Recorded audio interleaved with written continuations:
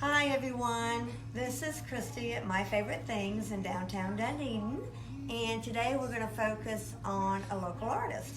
Our local artist today is Robert, and Robert makes the cork jewelry that we've been selling for 6 years. But right now I'm going to pass it on to him and let him tell you all about himself and the cork that he makes. I'm not going to say anything about myself. You're not? No, but thank you. Okay, Anyhow. well, whatever you want to do. Yes. Okay. But my name is Robert Sylvester, and I am the designer and owner of Cork Tree Designs. Chrissy, you've been a customer for about 6 years now. Right. And thank you for that. No, you're welcome. Thank you. So a lot of people don't know where cork comes from. It actually comes from the bark of the cork tree. And the cork trees grow primarily in Portugal.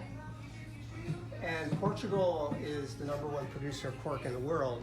If you don't know where Portugal is, it's just a tiny little country just off the coast of the Atlantic Ocean right before you get to Spain, and it extends all the way down into the Straits of Gibraltar.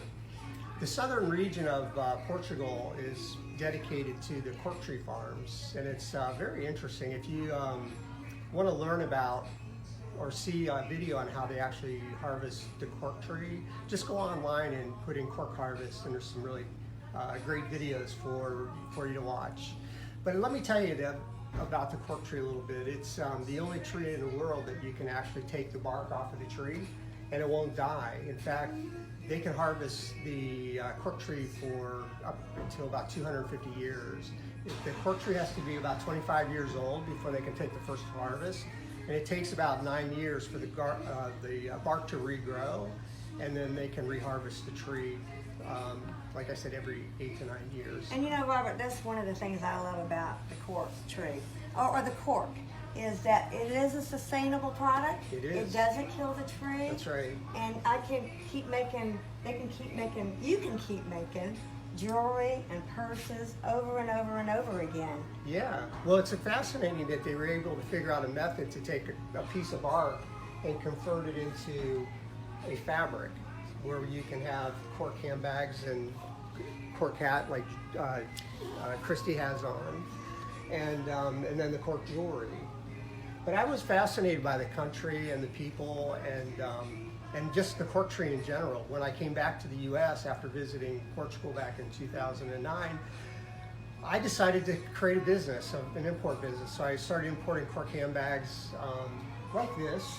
They weren't quite as nice as these. 9 years later, they've actually perfected some of the fabrics, and the fabrics are better now than they were 9 years ago. But so today we have, you know, cork handbags, cork crossbody bags. And I like it too because, yeah, I do like the crossbody. And for me, this is perfect. But for a taller person like Amy, our videographer right now, you can bring this down and it would fit her as well. Right, you have an adjustable strap. Yes, right. I love it. We have clutches as well. You can use this as a clutch, or you can actually add the strap, and this becomes a crossbody bag as well. And crossbodies are so good for traveling. They're great for shopping, like when you come in downtown Dunedin or come into My Favorite Things. Hands-free shopping. Oh, well, you can definitely do that too with a little backpack. Yes. This is one of our newest little cork And backpacks. I love this one. Yeah, Oh, it's a tiny little cork backpack. Okay.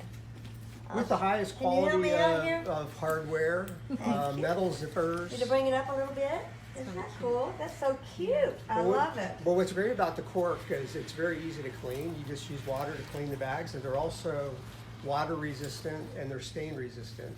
But what I like the most, that attracts me the most to the cork products, is the sustainability aspect of it.